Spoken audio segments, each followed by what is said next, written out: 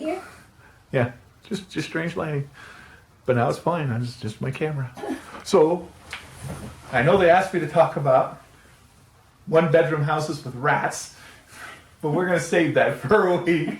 And I'd like to talk more about your experiences with what your grandchildren and your great-grandchildren would consider, well, a lot of your children even consider things in history books that were things that you lived through.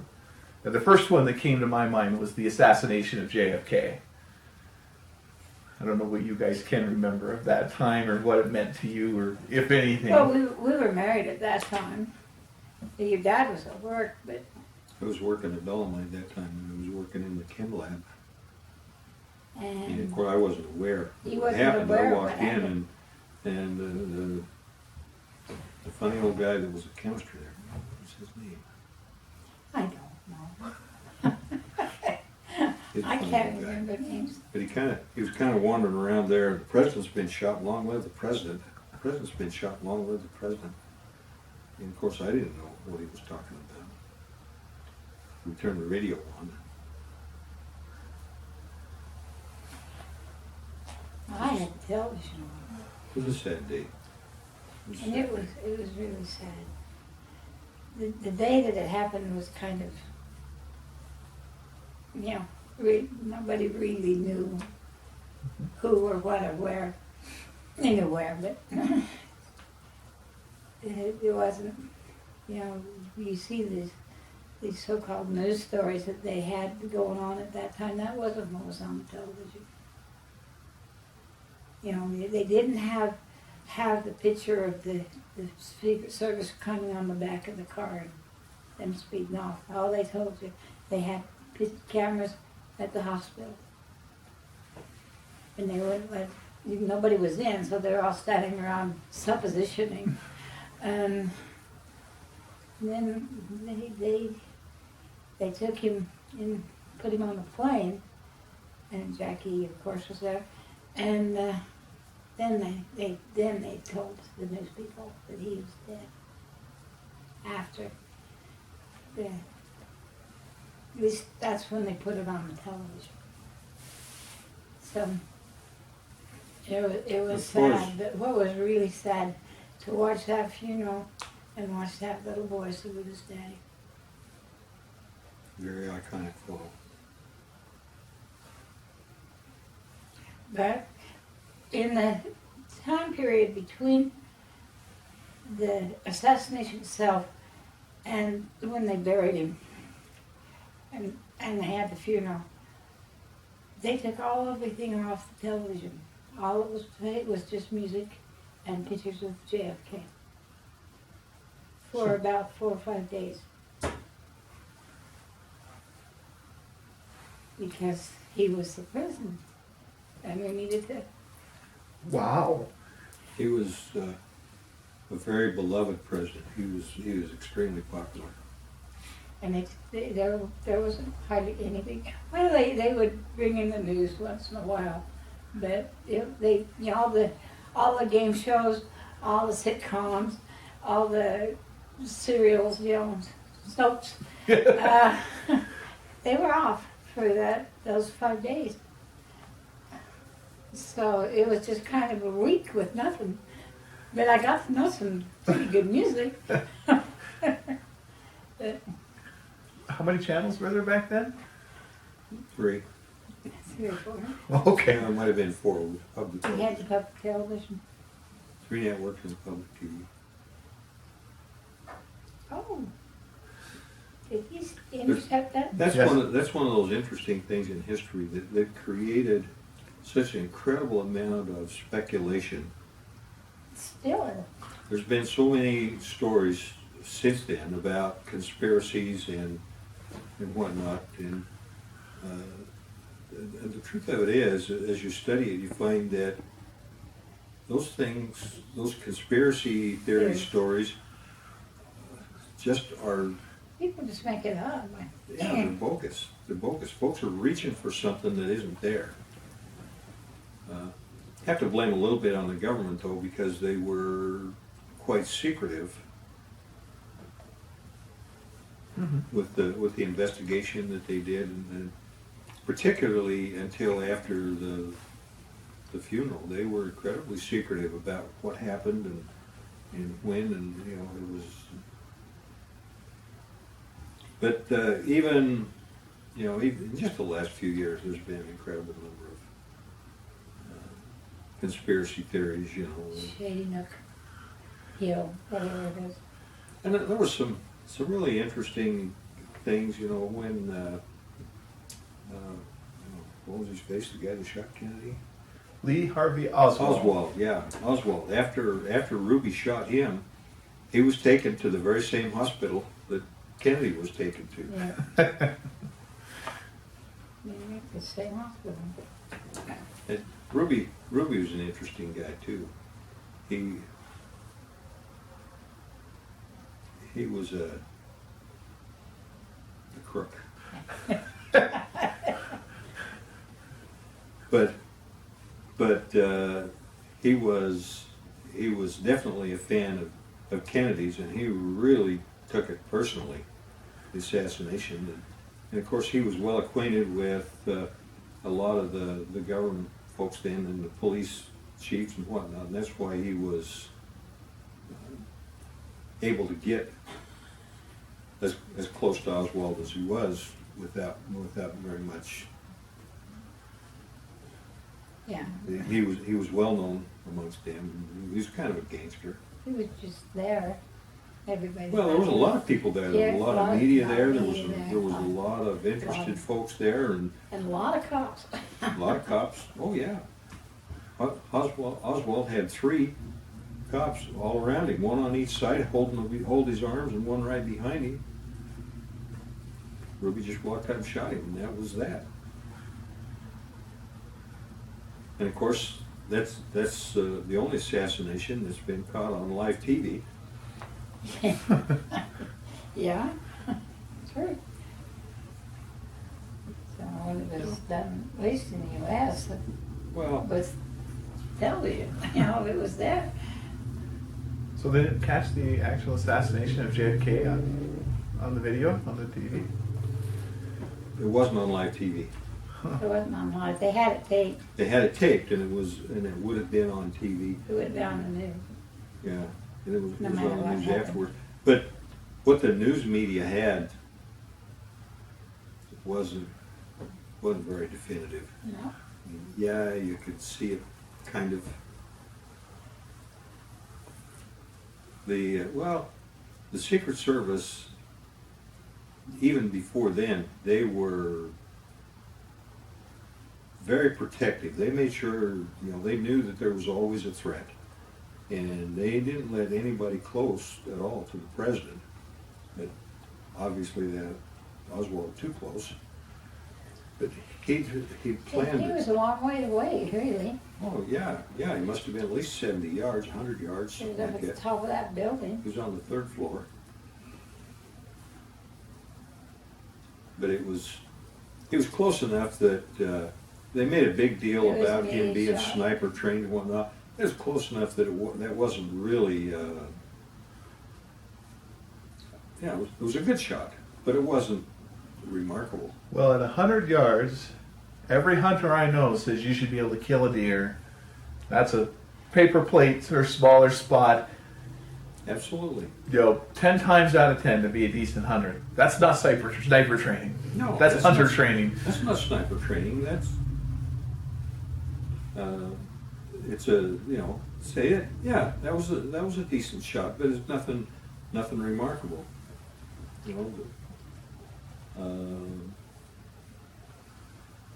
The rifle that he had wasn't anything spectacular, but he did have an inexpensive scope on it, and at 100 or even a little more than that. I don't know exactly how far it was, but I know that it wasn't.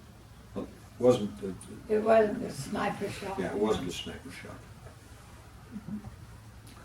Well, the next one that comes to my mind, and Mom said it didn't impact her at all, so maybe it was the Cuban Missile Crisis. Well, Cuban Missile Crisis. That's another thing that was very secretive while it was going on, and Yeah, so there's we didn't been really hear a much bit a lot written about it. going on.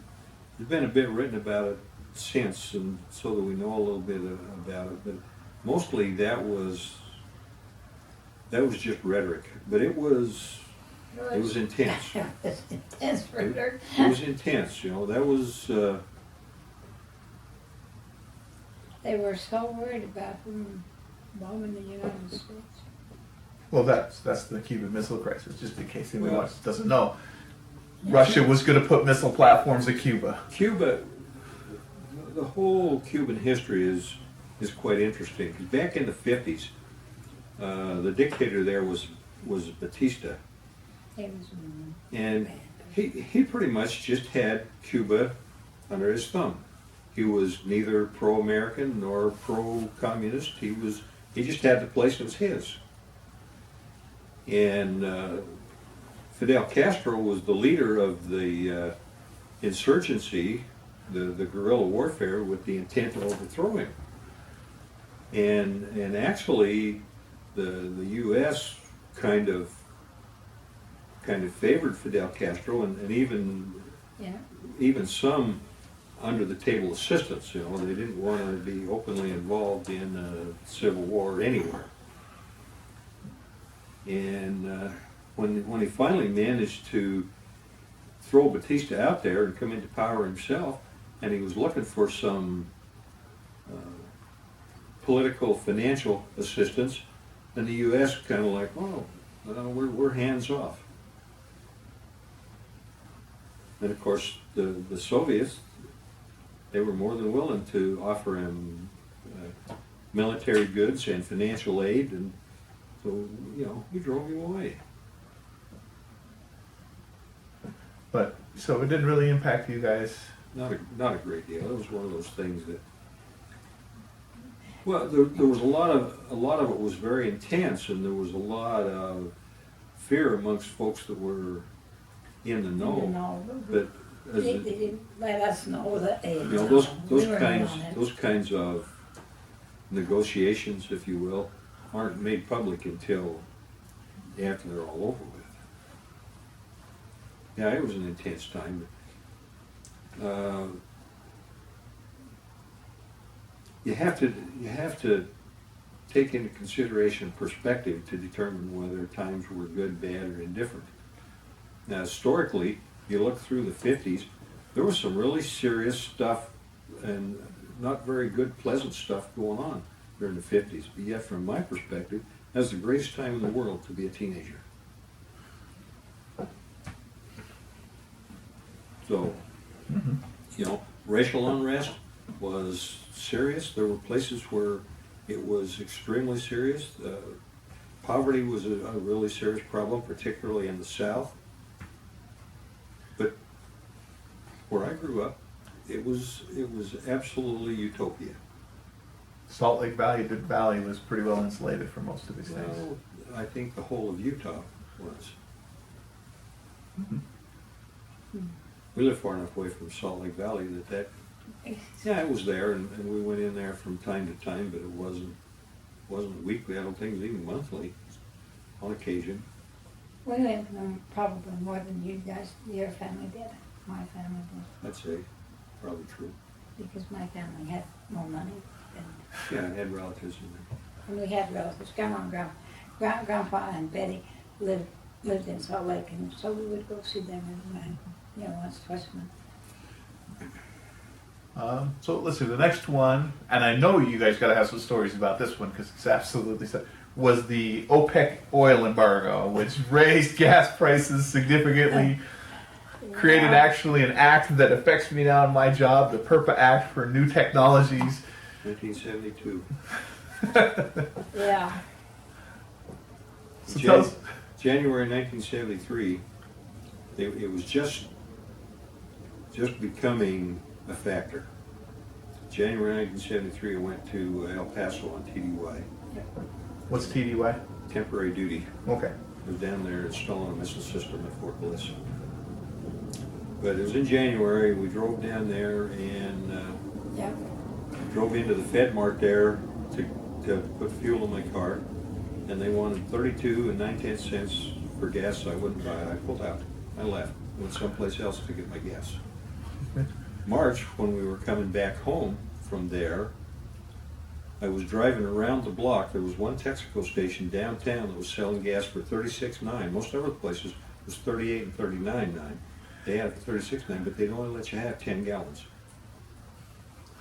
So the day before we left, I drove down, drove down, put 10 gallons in it, drove around the block, came back, got in line, went and finished filling it up.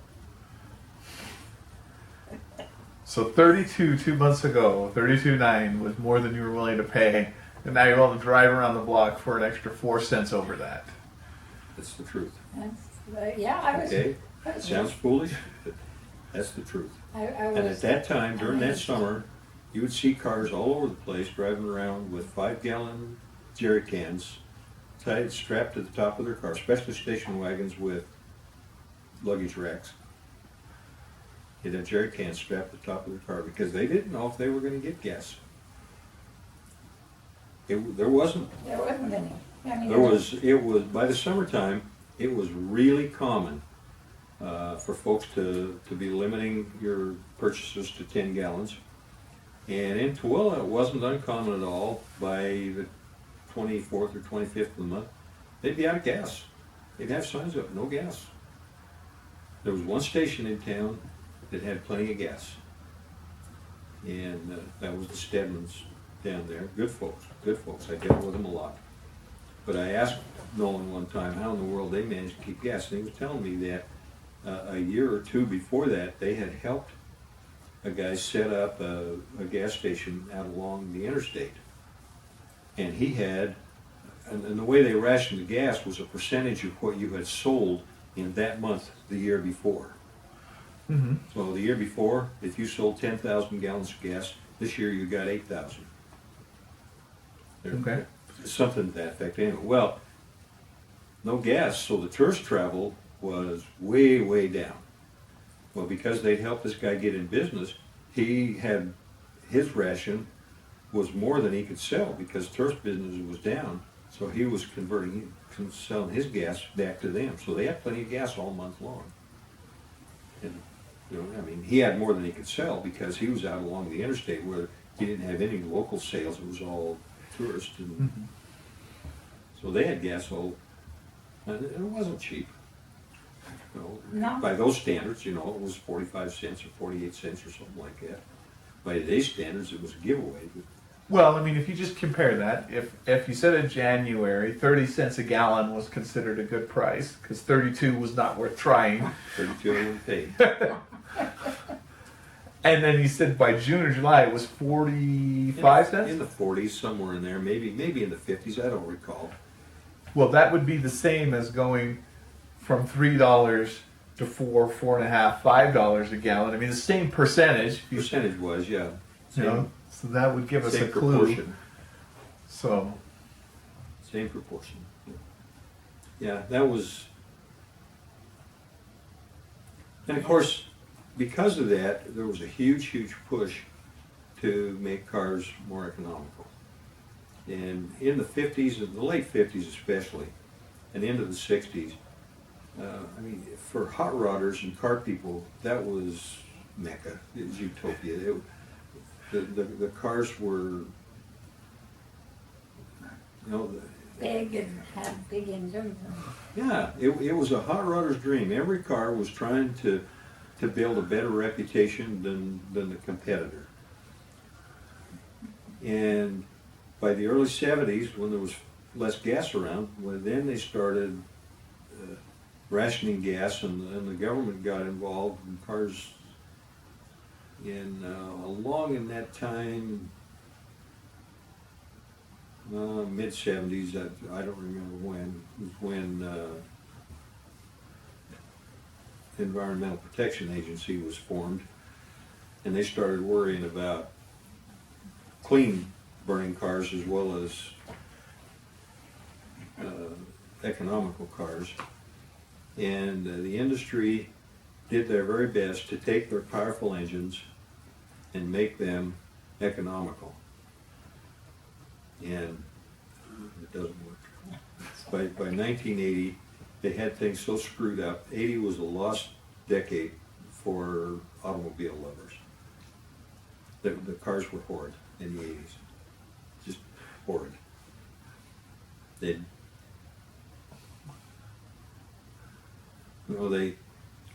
took cars that weren't very clean, but were getting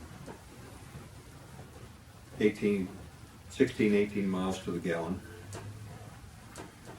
Not very clean. Well, they cleaned them up, but they made them so that they only got 9 miles to the gallon. I'm not sure where the benefit. And there was a test done along in that time, along about 1980, and give or take several years, testing the cleanliness of our automobile industry. And they took a car and they put it in, and I don't remember what kind of car it was, but they put it in a plastic bag and they ran it at an idle for 20 minutes. Mm-hmm. And then they checked the pollution level in the bag. And they took the same car, pulled it up to the gas pump, put the plastic bag around it, fueled it up, checked the bag for pollution, hydrocarbon, and it was greater after fueling it up than it had been after idling it for 20 minutes. Okay.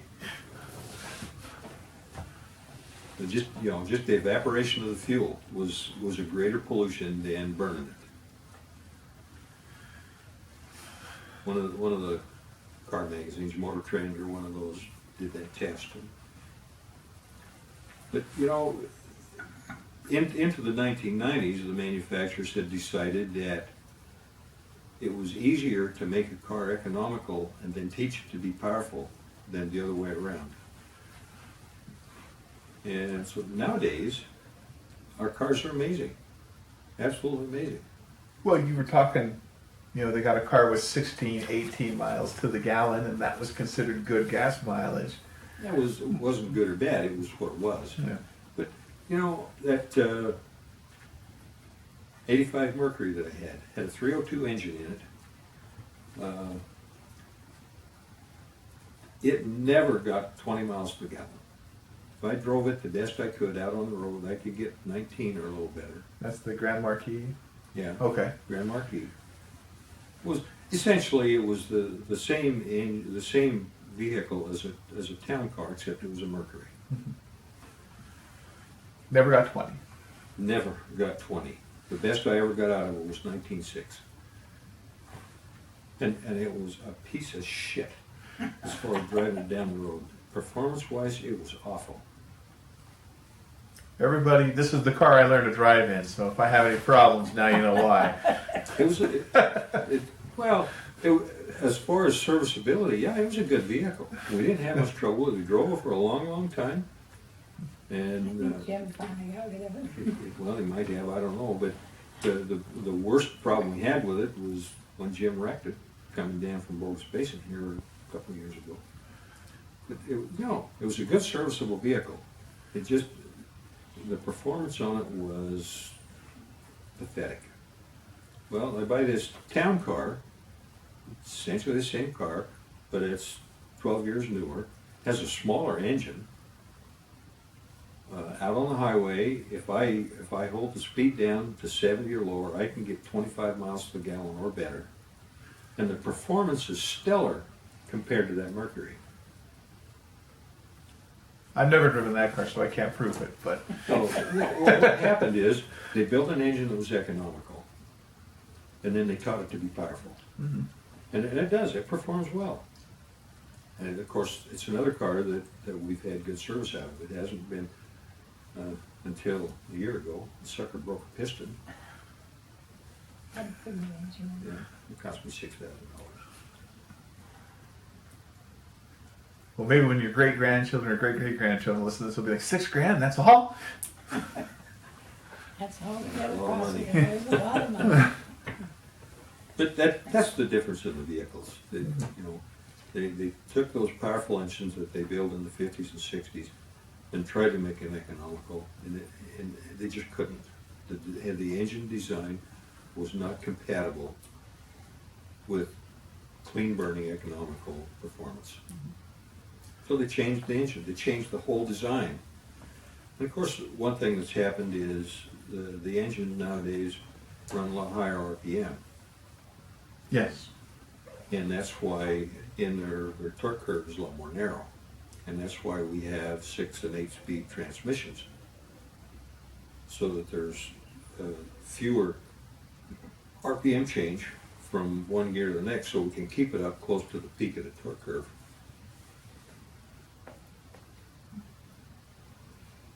And,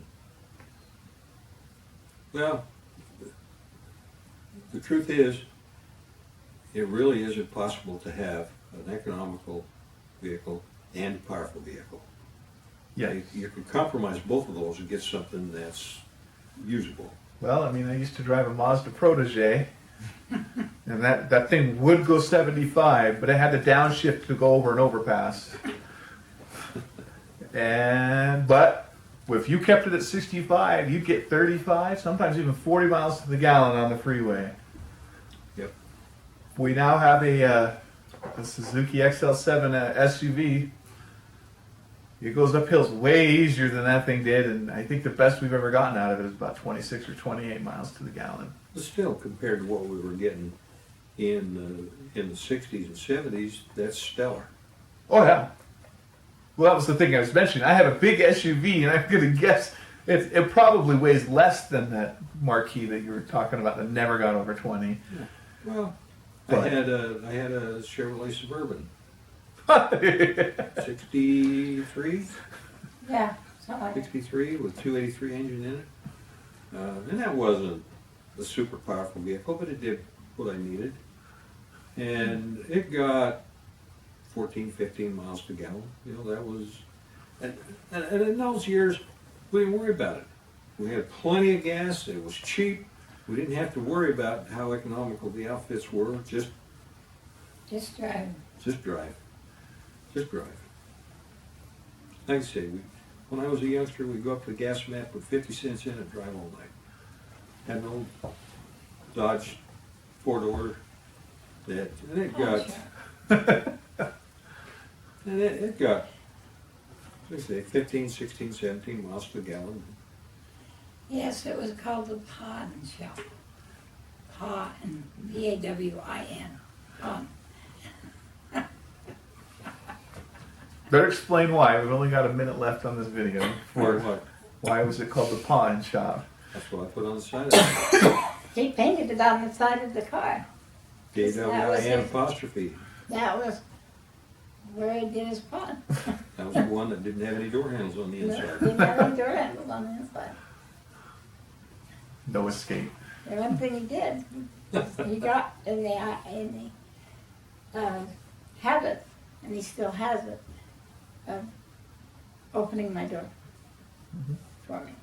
And I think he's taught all his boys the same thing. Yeah, that wasn't the only reason. It wasn't. Okay. Was there another reason, Dad? Yeah.